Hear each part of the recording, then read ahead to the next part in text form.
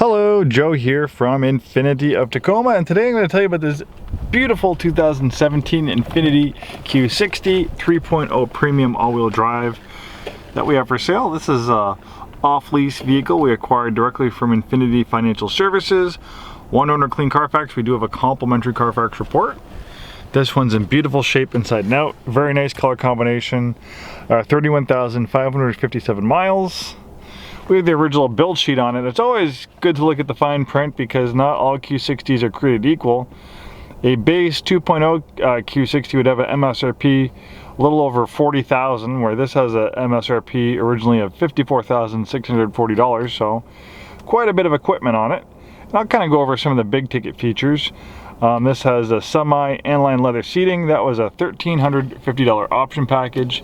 And look at this beautiful perforated leather. Leather at its standard, but this leather is a nice upgrade. It looks and feels amazing. All right, then we have the driver's assistance package. That is a $22.50 option, giving you blind spot warning, predictive forward collision warning, forward emergency braking with pedestrian detection, front and rear parking sensors, an around view monitor with moving object detection, backup collision intervention with rear cross traffic alert, and rain sensing wipers.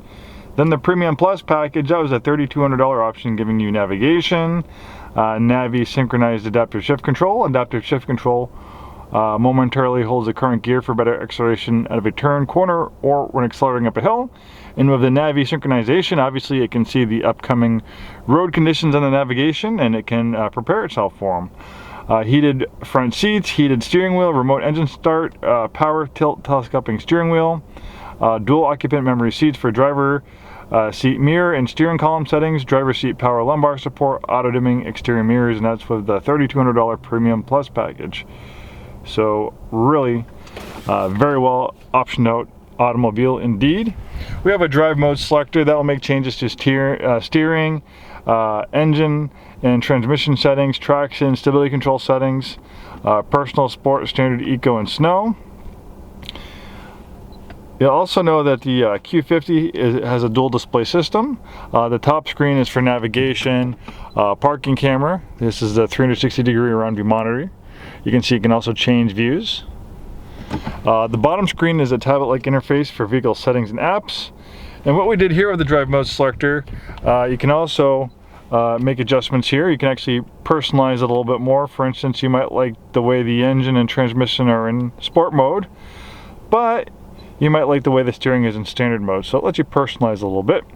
This one also features active trace control. Active trace control will brake individual wheels to help the vehicle rotate a little bit better through the corners. You can shut that on or off. Also has an amazing Bose Performance Series audio system. It's like a surround sound system right inside your car. And this is a beautiful color combination. One of my favorite colors, Hagane Blue, and it goes really nice with this gallery white leather interior.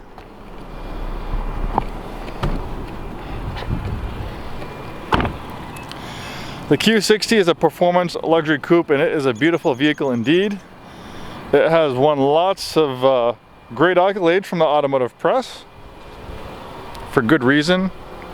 A very well built automobile as well. Built and assembled in Japan. Not all Japanese brands these days are built in Japan, but the Q60 still is. This one's built on an advanced Midship platform. Pretty much the sportiest Infinitis we've seen over the last 15 years have been built on this advanced Midship platform. Also, the Nissan Z is built on this platform. And the reason why they call it the advanced Midship platform is they take the engine and they place it as far back behind the front axle as possible, so the center of gravity is towards the middle of the vehicle, and that just helps the vehicle rotate on its axis a little bit better and improves the handling and feel through the corners. So rear wheel drive is standard on the Q60. Intelligent all-wheel drive is optional. Most of the Infinitis you'll find in our inventory will be all-wheel drive because in our wet, slippery climate, that's what most of our clients like.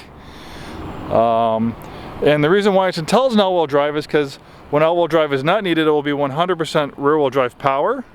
The reason why they do that is first and foremost, it gives it the feel of a rear-wheel drive sports car. It is a performance automobile. But there are other reasons why they do that If the all-wheel drive system's constantly working all the time, even when you don't need all-wheel drive, like in dry conditions like this, that's going to chew through your tires faster, and it's also going to reduce your gas mileage. So that's another reason why they have that rear-wheel drive bias. But this Q60 has a brain that's always driving, always monitoring driving conditions, and it has an amazing electromagnetic differential to activate the all-wheel drive system. So it just sends electrical current to that all-wheel drive system, and that activates the all-wheel drive. Well, we know electricity can travel very, very fast, so it can activate the all-wheel drive system in a matter of milliseconds, almost instantly. So a fraction of a second, it can send up to 50% of the vehicle's power to the front wheels when those rear wheels start to slip. So you have amazing wet weather performance, and if you're going to drive in the snow, you'll obviously do a lot better with all-wheel drive versus rear-wheel drive.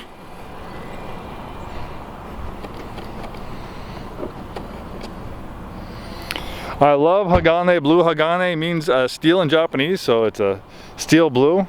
I think it's a beautiful color and goes really nice with that gallery white interior.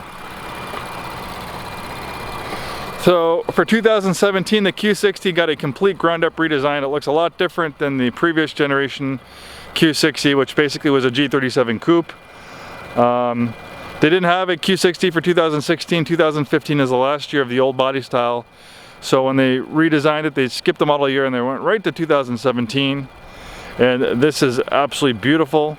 And with it, it got a brand new engine, a new twin turbo direct injection V6 engine.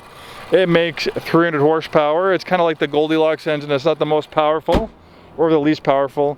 You had a base engine, a 2-liter 4-cylinder that makes a little over 200 horsepower. So you get 100 horsepower more with this engine. Then we have the high octane Red Sport that makes 400 horsepower. And the 400 horsepower Red Sport's really nice, but it also costs a lot more. You probably pay $5,000 to $8,000 more for a comparable Red Sport. And I can tell you, for most people, 300 horsepower is more than enough. It's a very, very fast car with 300 horsepower. So I would drive this one and drive the Red Sport before you make your decision, but you might find that this has all the power you need. Thank you so much for taking the time today to watch this video. Hopefully we see you soon, and have a wonderful